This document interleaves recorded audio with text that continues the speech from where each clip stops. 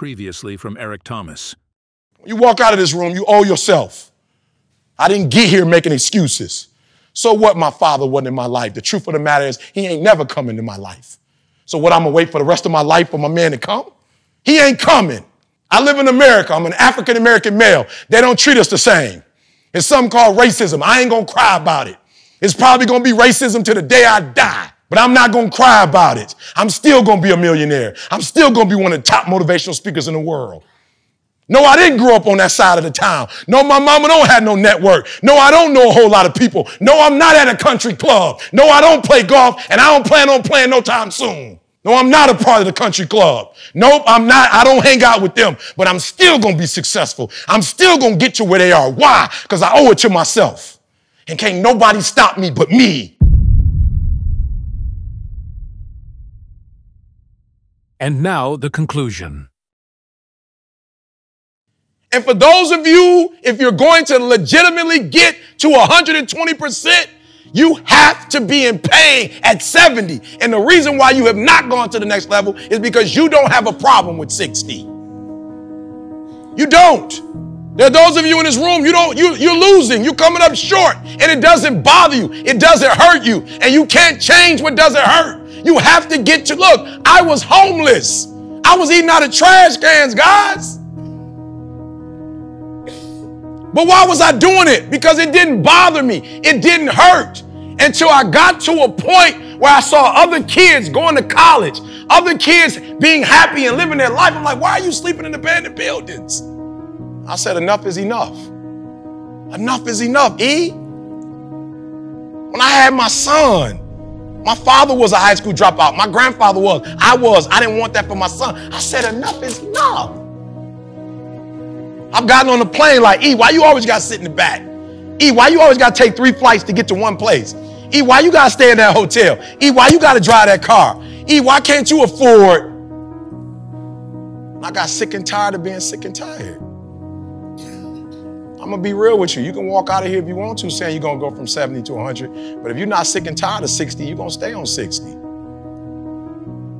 Let's be real. Come on, I got one more before we go. Let's just be real. How many of you guys are at 60 or 70 and you want to be at 120, but 60 or 70 ain't really, you feel like you ain't going to die if you stay at 60 or 70? Raise your hand. Be honest. I ain't going to die. Hands down, right? And until you get to the point where you feel like you're going to die, you're never going to get to 120. You got to get to the point where it hurts. You got to get to the point, guys. I told you it took me 12 years to get a 4-year degree, but can I tell you something? I don't say this all the time. I went to every graduation. The year I was supposed to graduate, I went to the graduation, and I went every year up to 12 years. And do you know why I went every year up to 12 years? Because it hurt. And because I wanted it to hurt. And so I would go. 5th year, I'd go. E, you ain't graduated yet? No. When you going to graduate? Someday. The 6th year, my boys, E, what's up? You still here? Yep. What you doing here? I'm going to graduate one day. The 8th year, E, what's up? My little sister graduated. You still here? Yep, I'm still here. What you doing here? I'm going to graduate. The 10th year, E, my little cousin here now. What you still doing here? I'm going to graduate. Every year would burn. But on that 12th year, I had enough. And I ended up getting my 4-year degree. And it felt so good to finally be in the number that I wanted to keep getting that feeling. This is what's so sweet about success. That as long as you stay in failure, that like, you get satisfied with that. When you actually come over to success, it's the same thing. Like you got to have more and more and more of it. Just like when you're in poverty, you can keep doing it. When you become successful. So I went with the master's degree. Then when I went with the PhD, we came out with an album. I wrote 3 books. Are you hearing what I'm telling you? Now I'm at a point where I have this sensational desire for more success. So after I finish with the degree, now I start working out. I'm ready to hit this marathon. Now I got another book coming. Now I'm trying to win the Nobel Peace Prize. Now we're trying to do a reality show. I'm telling you would get from the dark side. You get from being a loser, low self-esteem, doubt, and fear. And if you can find your way on this side, guys, it's sweeter on this side. So I'm old school. This is how we used to do it back when my father and them, like that generation, when they would shake your hand. That was the contract back in the day. Some of y'all too young to know that. But if I say, I'd see you tomorrow at 8 and we go like this, I would see you at 7:45 the next day. Or something bad had to happen and I didn't make it to you. So contract is something you can get out of. Covenant means when I tell you we're going to do it, is nothing. I'm going to be a man or woman of my word. I made a covenant to myself, 120. And then I told y'all 2 years ago, I found out my wife had 7 legions on her brain. I'm going to be real with y'all. I wasn't struggling when I found out. Why? Because I was 120. I wasn't struggling because I knew I was 120. I was 120 in motivation, so I was about to let her have it. We're in the hospital room. Sister girl about to start crying. Like, she strong, so she ain't going to never cry. It's going to be those that when you have them in here, but they don't never really. My girl's strong, so they right here. And I see her like she emotional. Like, shoot, I got 7 legions on my brain. And I look at my girl and say, I can, I will, I must. Like, if you've ever seen that video before, that video didn't come from a book. That video came from me being in the room with my wife and seeing my wife going through it, looking at my wife and saying, we can, we will, and we must get through this. Because when you deal with an illness, it's just not the illness that's going to break you. It's your mental toughness, your mental strength. And I told my wife, we're going to get through this like we've gotten through everything else. I was 120. I didn't become E.T. when my wife got sick. Are you hearing what I'm saying? You don't know what's ahead of you. And that 70% you giving right now, a trial or a tribulation might come. A storm might be coming, and it's going to break you if you at 60. My wife has a chronic illness, and I looked at that chronic illness and said, you will not destroy us. You will not defeat us. This disease will make us stronger. It will not break us as a family. So we came home, the doctor gave her Copaxone. It was a long needle like this. And I asked the doctor, I'm like, yo, doc, like, how long we got to do this? She said, well, you're going to have to do it every day. I said, every day for how long? She said, every day for the rest of her life. I said, I don't accept that. Listen to me, I'm about to close. Listen to what I'm telling y'all. 120, why I'm telling you to get 120. I looked at the doctor and was like, I don't accept that. I don't care what school you went to. I don't care how deep you are. I do not accept that my wife, I don't know how many of y'all like needles, but my wife don't. I do not accept the fact that she's going to be doing this for the rest of her life. I do not. Went home, prayed about it, went home, looked at my wife and said, do it, but do not do it. But every time you do it, say, this is the last time. Whatever you do when you do it, do not embrace it. Whatever you do when you do it, do not say, this is going to be a part of my life because somebody told you it was going to be a part of your life. You need to start rejecting some of the stuff people are telling you. You need to stop embracing it. Just because they said it, it doesn't mean it's true for you. Just because you don't believe, just because you're going to be in poverty, just because your marriage ain't going to work out, just because your kids aren't going to be successful. I'm not owning that. That's not my life.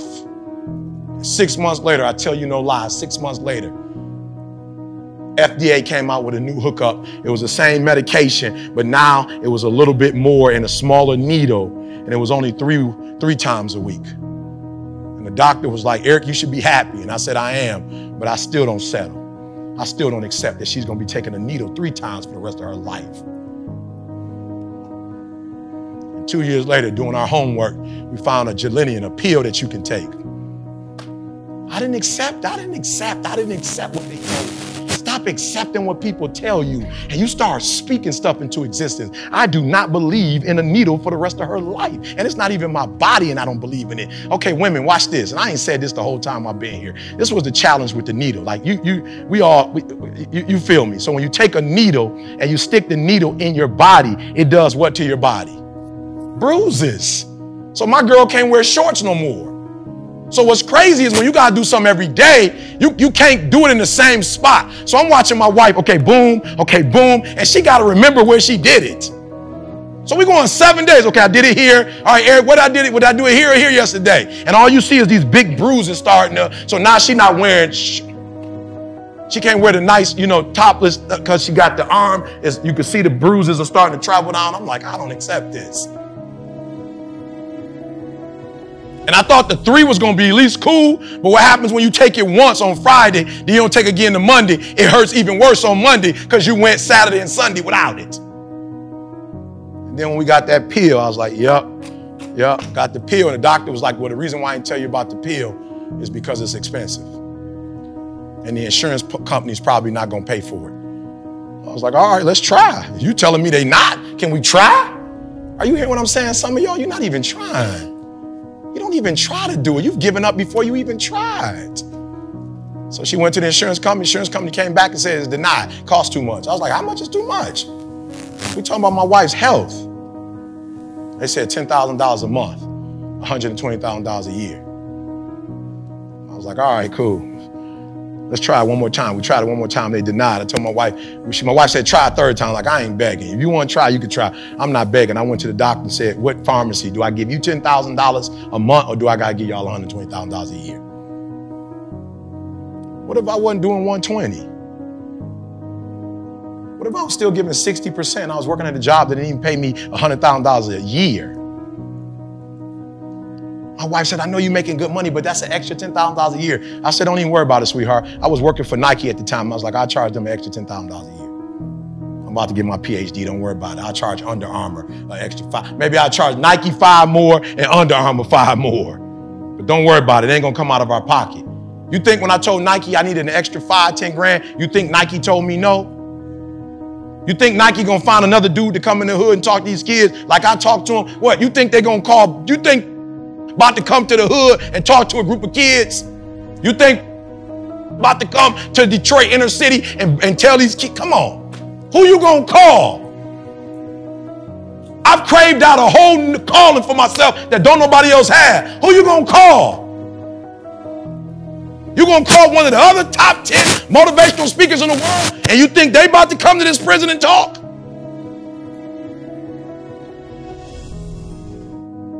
Giving 60%, you can't call Nike and charge Nike an extra $5. You can't call Under Armour and charge an extra $5 when you're giving 70. But when you're giving 120, I never knew my girl was gonna get sick. I never knew my girl was gonna need 120 grand and my son was gonna need $50,000 a year to go to college. That's 170. I never knew that. You're giving 60, it's gonna cost somebody. You giving 70 is going to cost somebody one day. It might not cost them today, but somebody might get sick. Somebody might need something from you and you don't have it. Not because you don't have the potential to have it, but because you're giving 50%. I challenge you, Michael Jordan, execution is worship. I showed y'all something up there. Michael Jordan won 6 titles. He's a billionaire. He won 6 titles. There's about 7 other guys who won 5 titles. And they don't make the money Mike makes. Why? Because he won one more, execution. He was 120. Michael Phelps. I had Michael Phelps. My man Michael Phelps, this guy got 22 medals in the Olympics as a swimmer. He got caught smoking weed twice and they didn't kick him off the team. I'm like, you're not supposed to be like a swimmer in America and get caught smoking weed and still get to swim. Like, don't you supposed to get in trouble? Yeah, he is. But if you kick Mike off the team, what's the chances of bringing home a gold? You think the other dude, I don't even know his name. I'm from America. I don't even know the other swimmers' names. Only name I know is Michael Phelps. This ain't, everybody know, if you know anything about the Olympics, you know who this kid is. My man got caught smoking weed. It was like, stop it. Don't do it again. If he was given 70%, he'd have been off the team. But if you think about kicking him off, all you just, boosh, 120, 120, 120. They're like, all right, just stop doing it. My man got caught on YouTube doing it again. He didn't just get caught like in a room somewhere. He was on YouTube with his friends at the swimming pool like, hey. Oh, don't worry about it. They're not going to do nothing. You worried about why my boss treat me like this? Why do people treat me like that? Because you're not giving 120. If your boss knew he could lose you, if your boss knew you could go to the competitor's company and bring that competitor some money, he wouldn't. When you 120, they don't treat you a certain way. Eric, how do you feel in America? Look, I'm Delta Airlines, I'm diamond status. When I walk up, they don't even know what color. I'm diamond. If I call and say I need to change my flight, they know how much money I spend. They're like, he's diamond. Ask C will go with me. They're like, we can only do 1 bag. I'm like, I'm diamond. How many bags do you have? Come, bring us all your bags. Diamond status. Are you diamond status? And And if you're not diamond status, you need to get there. Execution, guys. Write this down. Execution is worshiped. Execution is worship. Execution is worship. Execution is worship. You get away with a lot of stuff when you start executing. So I want you to think about an area of your life. You say you're giving 70%, but I want you to think specifically about an area of your life. Area of your life where you're not executing. And then I need you to just put a 7-day plan together and a 21-day plan together. And you say, Eric, in the next 7 days, this is where I'm going to execute. In the next 21 days, this is where I'm going to execute. And in the next 30 days, this is where I'm going to execute where I wasn't executing before. And I'm telling you, if you execute, you're going to be on a whole other level.